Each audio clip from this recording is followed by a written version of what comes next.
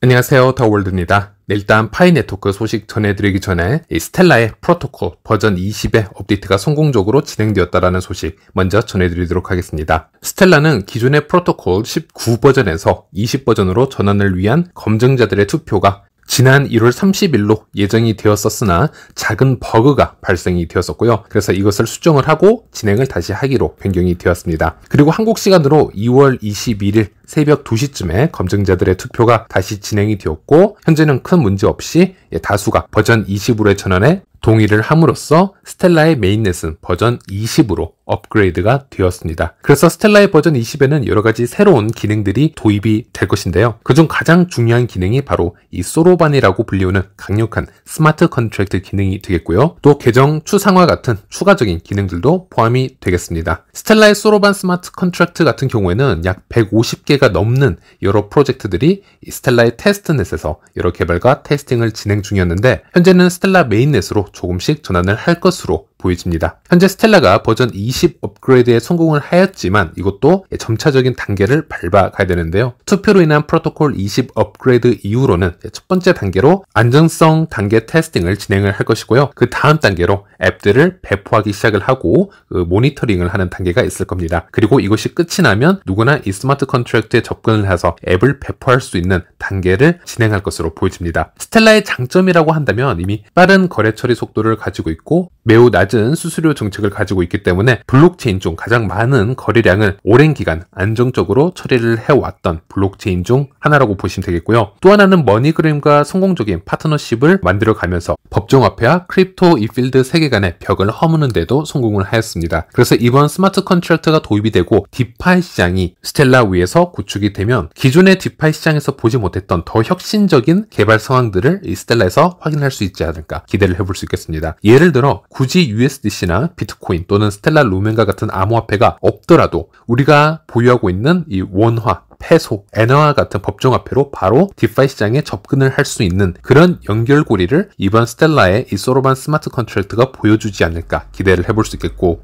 또 하나는 스텔라는 이 프랭클린 템플턴과 같은 매우 큰 기업들과 파트너십을 맺고 있습니다. 그리고 이 프랭클린 템플턴의 CEO 제니 존슨이 직접 밝힌 바가 있지만 현재 RWA와 같은 실물 자산의 토큰화를 위해서는 이더리움과 같은 느리고 쉽게 포크가 될 수 있는 탈중앙형 블록체인보다는 보다 효율적이고 안정적인 스텔라와 같은 블록체인을 더 원한다라고 밝힌 바가 있었는데요. 그래서 스텔라는 RWA 시장에서는 이더리움과 함께 가장 높은 금액을 토큰화를 시켜서 보유하고 있는 블록체인으로 손꼽히고 있습니다. 그리고 이 RWA 시장이 좀 더 확장이 되기 위해서는 거래를 더 효율적으로 또 만들어내기 위해서는 역시나 스마트 컨트랙트 기능이 필수적이라고 할 수 있겠는데요. 이번에 스텔라는 버전 20으로 업그레이드가 되고 소로반 스마트 컨트랙트를 도입을 하게 됨으로써 더 큰 고객들을 스텔라 네트워크로 유입시킬 수 있지 않을까 한번 기대를 해볼 수 있겠습니다. 그리고 가장 저평가되어 있는 기능 중 바로 하나가 이 계정 추상화 기능이 되겠습니다. 블록체인이 비수탁형 지갑으로 이루어져 있지만 사실 이것을 원하지 않는 유저들도 많이 있습니다. 웹 2.0 세계에서 우리가 구글이나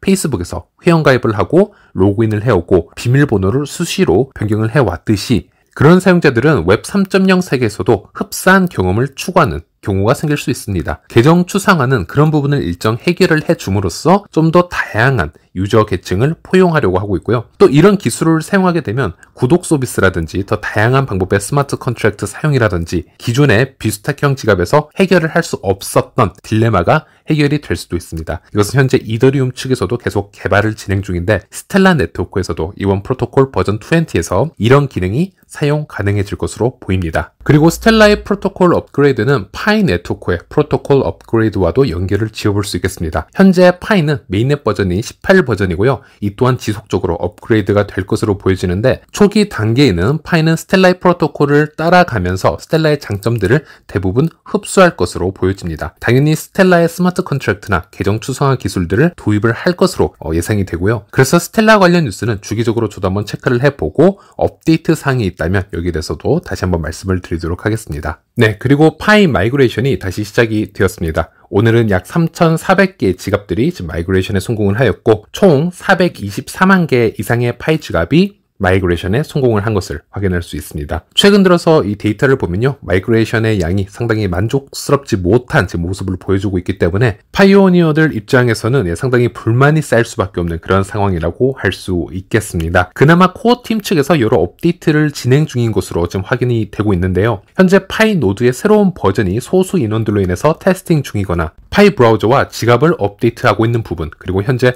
해커톤을 진행을 하고 있기 때문에 이런 보이지 않는 부분에서의 여러 개발과 테스팅 부분이 지금 곳곳에서 일어나고 있다. 이런 점을 감안을 했을 때는 KYC와 마이그레이션의 스피드가 지금 만족스럽지 못하지만 좀 더 지켜봐야 되지 않을까, 이렇게 말씀을 드릴 수 있겠고, 그리고 화제를 좀 전환해서 다른 댓글도 제가 하나 보여드리도록 하겠습니다. 많은 분들이 본인의 파이 보유량이 생태계에서 전체 어느 정도에 위치하고 있는지 궁금해하시는 분들이 많습니다. 그래서 거기에 대해서 잠시 말씀을 드리자면, 본인이 보유하고 있는 이 파이코인 양은 파이 채굴 앱 상단에 표시된 수치를 기준으로 하시면 안 되고요, 파이 지갑에 실제로 들어온, 즉 마이그레이션 된 수치를 기준으로 보시는 게 정확하다 할 수 있습니다. 왜냐하면 파이 앱 채굴 앱 위에 표시된 수치는 어닝팀이 일단 KYC를 받아야 그중 일부가 여러분의 지갑으로 들어올 수 있고, 또 그 어닝팀의 여러 가계정들도 섞여 있을 수 있고 여러 변수가 존재하기 때문에 그것은 여러분이 받을 수 있는 최대 보상량을 표시해 놓은 수치고요. 실제 받을 수 있는 파이코인 양은 그것보다 적을 확률이 더 높다라고 할 수 있겠습니다. 특히 어닝팀이 많은 분일수록 그 갭 차이가 더 커질 거라고 보시면 되겠고요. 어쨌든 저는 매주 꾸준하게 데이터를 올려드리고 있었기 때문에 이미 몇백 번의 반복적인 검증을 통해서 마이그레이션의 비율을 알려드려 왔습니다. 최근 마이그레이션 된 약 7,700계정의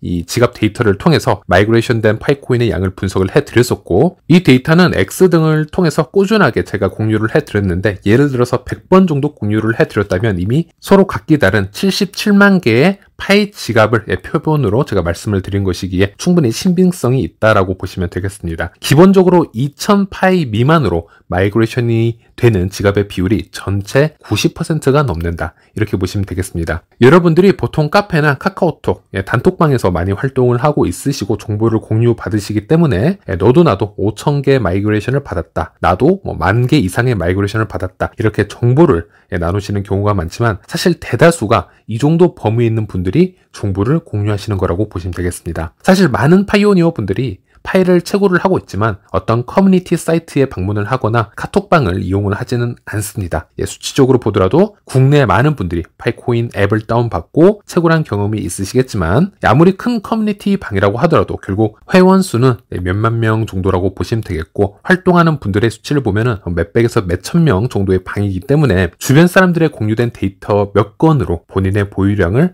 상위 몇 % 될 것이다 예측하는 것은 큰 오차가 있을 수 있다. 그래서 결국 데이터의 도움을 받아야 된다라고 말씀을 드리고 싶고요. 그리고 제가 지금 보여드린 건 마이그레이션용 데이터이고, 그리고 이 이후로부터 P2P 거래 등이 발생을 하기 때문에 또 파이코인의 이동이 일어나게 됩니다. 그러면 보편적으로 생각을 했을 때는 이 대량으로 분포되어 있는 개미 지갑들에 있는 이 파이코인들이 소수의 고래 지갑으로 이동하는 현상이 생긴다라고 보시면 되겠습니다. 그래서 파이 블록체인의 데이터를 보면 잔금이 거의 0에 가까운 텅 빈 지갑들을 상당히 많이 발견할 수 있게 되는데요. 그냥 소수 코인만 있어서 모두 사용을 해버리는 경우도 있을 것이고요. 또 안타깝지만 해킹을 당하는 분들도 있을 것이고, 여러 경우의 수가 존재할 수 있습니다. 그래서 파이도 지갑에 있는 파이코인의 양을 볼 수 있는 차트를 보여드릴 것인데요. 예전에는 제가 이 데이터가 여러 오류를 포함하고 있는 것 같아서 잘 보여드리지는 않았지만, 현재는 어느 정도 개선이 된 것으로 보여져서 한번 제가 공유를 해드리도록 하겠습니다. 네, 그래도 미래에 다시 한번 이 앱 개발자와 다시 한번 얘기를 나눠봄으로써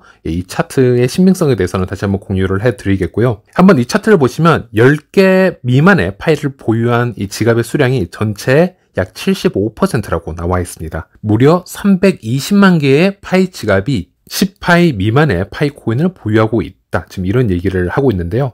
현재 마이그레이션 된 지갑의 양이 총 420만 개 정도이기 때문에 그 계산을 해보면 약 76%가 맞다라고 보시면 되겠고, 그리고 10파이부터 100파이 미만으로 보유하고 있는 파이 지갑의 이 비율이 전체 약 11%이다, 이렇게 얘기를 하고 있습니다. 그리고 제 기록을 보면요, 실제 마이그레이션 기록인데요, 100파이 미만으로가 가장 높은 비율을 보여주고 있는 것은 사실입니다. 그래서 그 비율의 지갑들이 파이코인을 어느 정도 소모를 하게 되면 10파이 미만으로 떨어질 가능성이 높아지는데요. 그런 점에서는 이 데이터가 어느 정도 신빙성이 있다라고 생각을 해볼 수가 있겠고, 또 100파이에서 1000파이 사이가 전체 약 10% 정도로 나오고 있습니다. 그리고 1000파이에서 10,000파이 사이가 약 2% 정도로 여기선 보여지고 있습니다. 약 88,000개의 지갑만이 이 정도의 밸런스를 가지고 있다라고 보시면 되겠고, 그 이상은 매우 소수이기 때문에 이 차트에 지금 나오지는 않고 있습니다. 0.01% 정도 될 수 있겠죠. 그래서 제가 매번 계산을 하고 있는 마이그레이션 지금 데이터와 지금 비교를 해 봤을 때는 어느 정도 그림이 서로 맞는 경우라고 보시면 되겠고요. 제 마이그레이션 차트를 하나 보여드리자면 1000파이 이상 마이그레이션을 만약에 여러분들이 받았다면 전체 상위 20%라고 보시면 됩니다. 상당히 높은 편입니다. 대부분 100개나 200파이 미만이라고 보시면 되겠고요. 그리고 이제 마그를 받고 여러 P2P 거래를 이제 시작을 하실 텐데, 그리고 현재도 1000파이 이상의 지금 지갑을 가지고 있다면 이것은 전체 생태계의 약 2% 안에 든다, 이렇게 보시면 되겠습니다. 즉 1000파이 이상 마이그레이션을 받았던 지갑 중에서 18% 정도는 그 보유하고 있던 파일을 대부분 사용을 하였다, 이렇게 보시면 되고요. 네, 그리고 대부분의 암호화폐 지갑의 분포도를 한번 분석을 해보면은 개미 지갑의 코인이 소수 고래 지갑으로 코인이 과도하게 쏠리는 경향이 다 발생하고 있기 때문에 파이 생태계에서도 이런 현상이 충분히 일어나고 있다, 이렇게 보시면 되겠습니다. 네, 이번 영상은 여기까지입니다. 다음 시간에 다시 뵙도록 하겠습니다. 시청해주셔서 감사합니다.